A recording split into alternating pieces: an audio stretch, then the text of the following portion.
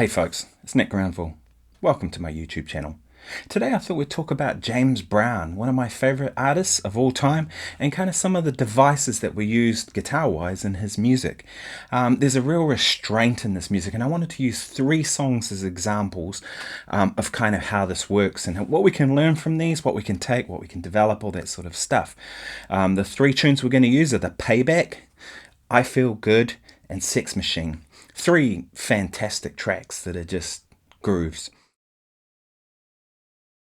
So let's start with the Payback. Okay, so in this tune, the guitar player plays this wah-wah part at the beginning. You have the bass line. That and then goes so on and so on. We're not going to deal with that bit today. The bit I want to get to is the main rhythm guitar part, which we're in B flat minor, and it's just these 2 notes, the flat third and the 6th. Right, and the guitar part goes.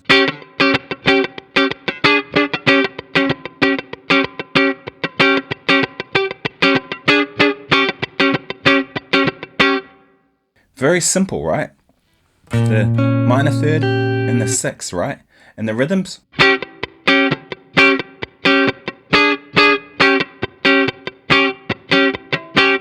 I remember playing this one time with orchestra, one of these pop orchestra gigs that we did, and we were using it as a chaser, you know, when someone wins an award and they've got to walk from the back of the room and walk all the way into the front of the stage.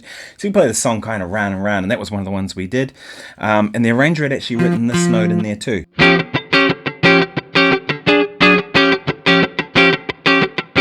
I can vaguely hear that note in there, but it's very hard to get that kind of balanced with the top note, so we'll leave that out. For all intents and purposes, it sounds like it's just...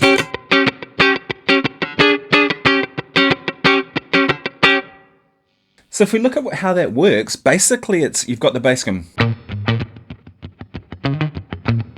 or something along those lines, right? This kind of simple repetitive pattern, and the guitar does the same.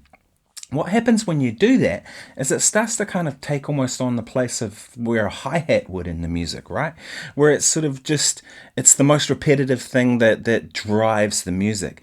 And what happens is if you do that around and around for a while, it becomes hypnotic to the listener. They sort of switch off to it, if you will.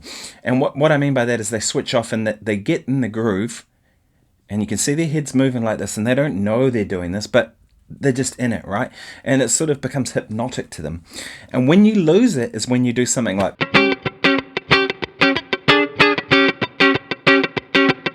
and then maybe you'll...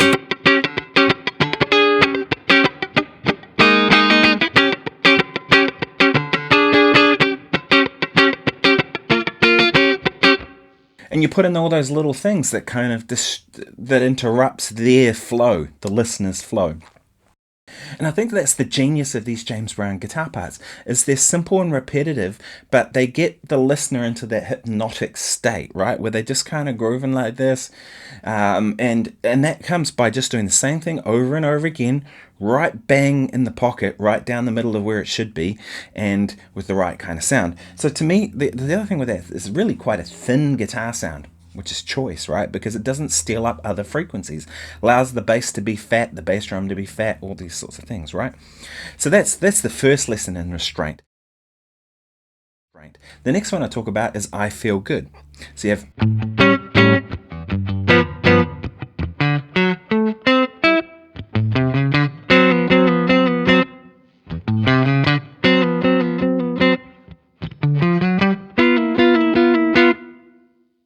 and that's not how the guitar part goes, right? A lot of people think the guitar part is that. That's the horns, right? And I see so many guitar players, when they play this song, that's what they play. And that's totally fine. Sometimes you have to, right? If you don't have a horn section, well, somebody's got to play it, right? But if you ever listen to the guitar part, it goes, the horns and bass and stuff go, and the guitar player goes, dun dun dun dun dun dun dun, 3, 4, 1, dun dun dun dun dun dun. Again.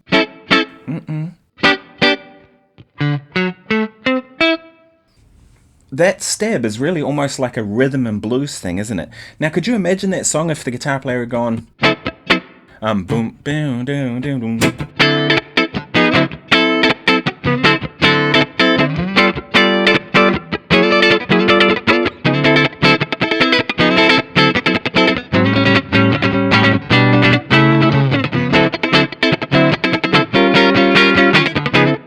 something really busy like that, it would just mess it up, wouldn't it? And the thing is, the reason it works is because you've got all this busyness of everyone else playing and the guitar player just playing with restraint. It's just that, right? And the voicings are quite specific. To me, I hear that D note on the top of the chord. So it could be that or that, I can't tell. One or the other, and then... Right? It's definitely got that D note on the top of both of those chords, right? At least that's how it sounds to me. And so that's kind of a decision again, isn't it? So I think that's kind of, again, another lesson in restraint, which is hard to do, right? People hear something simple and they think, oh, well, I could play something much more complex, so that makes it better, right? No. Like I heard someone the other day saying Tom Bukovac was an average guitar player, and his argument was because what he does is simple. And I'm like, oh, simple. Let's see you do it then. All right. And I imagine if we heard that person play it, it'd probably sound like garbage, right? Because it's not simple to do simple stuff, right? To do simple stuff well means you have to execute it perfectly, right sound, right groove, right placement, all those sort of factors, and that's not easy. So these James Brown parts are really good for that. And the last one I'll talk about is Sex Machine by James Brown.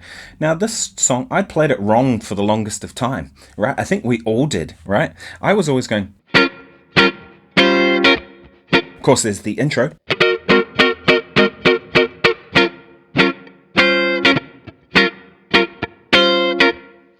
Good buddy of mine, great drummer, we play together lots. He always used to complain about guitar players playing too many notes when they played that song. He said they'd all go...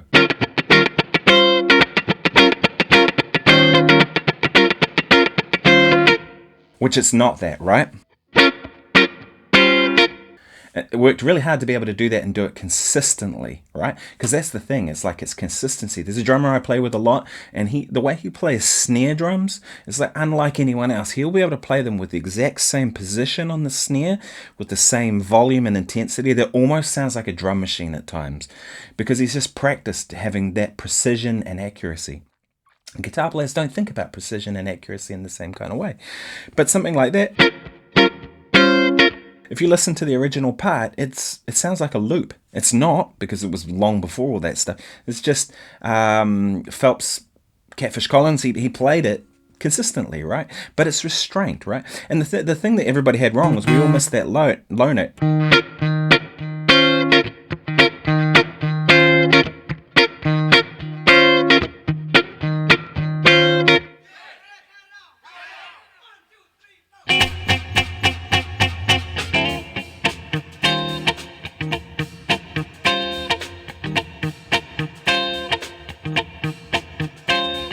And I found this YouTube channel, Digital Split, and on Digital Split he isolated the guitar part from the stems, I believe, and there it was, that low note. It makes a difference in how it feels.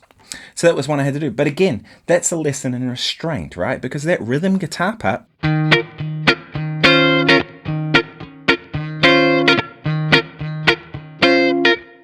The guitar part, if it was busy, now you've just taken up all the space. And the thing that makes it funky is when everybody, like, sure, there's a whole lot of 16th notes flying around, but when everybody finds their own little thing. When I was younger, to me, it used to be all about, like, trying to play all kinds of things within music. And then what I'm all about is I'm about the part. Right, that's something I've learned from doing a whole lot of sessions over the years. It's all about the guitar part. The better the part you can come up with and the better it fits in the song, that's everything to me nowadays. And of course in Sex Machine,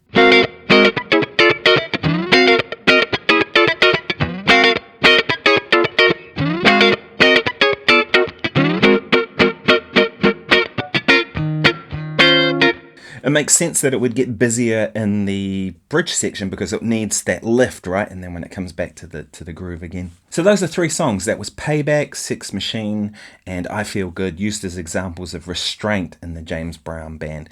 Now you can apply this to your own music, and in fact I'd urge you to, right? Other artists that do this similar kind of thing, you could check out like Steve Cropper, fantastic rhythm guitar player who really played with restraint a lot of the time. There were just parts that were perfect for the songs.